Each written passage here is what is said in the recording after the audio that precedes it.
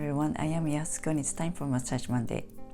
I was in Japan recently and while I was there, I got certified as a Sokuatsu Therapist at Asian Therapy School.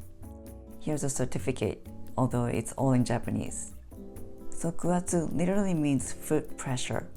It's a way to massage someone with your foot in various ways. Meet my new massage tools, my feet and 5-finger socks or toe socks. You don't have to have this kind of socks, but it helps. This week I'm going to show you how to massage someone's sole with your sole, Sokuatsu style. But before I get started, in case you have heard Ashiatsu, let me explain the difference between Ashiatsu and Sokuatsu.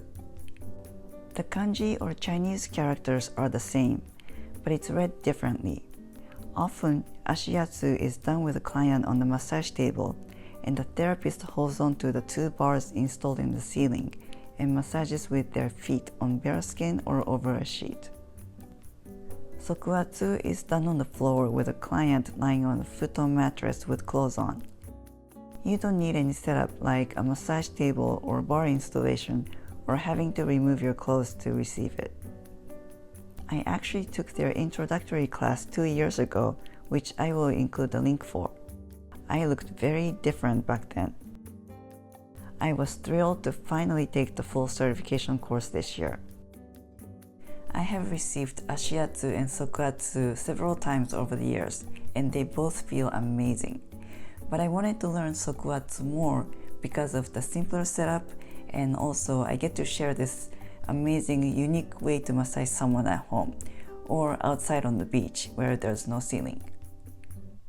I'm going to use this black and gray striped toe socks because I'm wearing black and gray today. I am clueless about fashion, but this is as much coordination I can do. And having a good balance is a big help in Sokuatsu. Have the receiver lie face down. Starting from the side opposite from the receiver's head is facing, so if the receiver's head is turned to the left, start from the right foot. And if the receiver's head is turned to the right, start from the left foot. Stand at the extension of the subject foot. Press the sole between the heel and toes with the pinky side of your foot in 5 to 7 sections, gradually without bouncing. Repeat this 10 times. Your foot should be perpendicular to the receiver's foot. Start light and gradually increase the pressure by leaning in more. When you use your foot, you can fully utilize your body weight, and you'll be surprised how much pressure you can give even if you think you aren't putting that much weight. The side of the foot is like a blade. It's effective but can be sharp and too much. So always start light and check in with the receiver if the pressure is okay. If it's still too much, use your arch to press, which is much softer than the blade. Around the ball of the foot, make 3 sections. They can overlap with each other.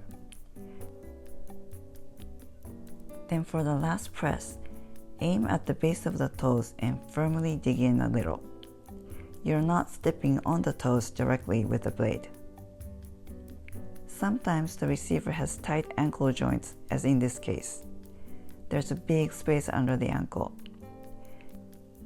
Use caution, of course, instead of forcefully try to flatten the foot. You may have to reposition yourself so that you don't have to twist your body to achieve the 90-degree angle. When you do it right, you shouldn't have any strain on your body. Just natural, smooth body weight transfer. Have the receiver turn their head to the other side and repeat on the other foot. The benefit of massaging with your foot is that you can cover more surface than your hand and fingers, and the receiver has less soreness even if you go deep, and the effects last longer. And it also saves the practitioner's body. In fact, the giver will develop more balance and solid base as you practice more. In the beginning, you will tend to look down to see what you're doing. But once you get it, You need to stand up straight because your neck and back will be sore if you keep looking down. Your arms should be crossed behind you.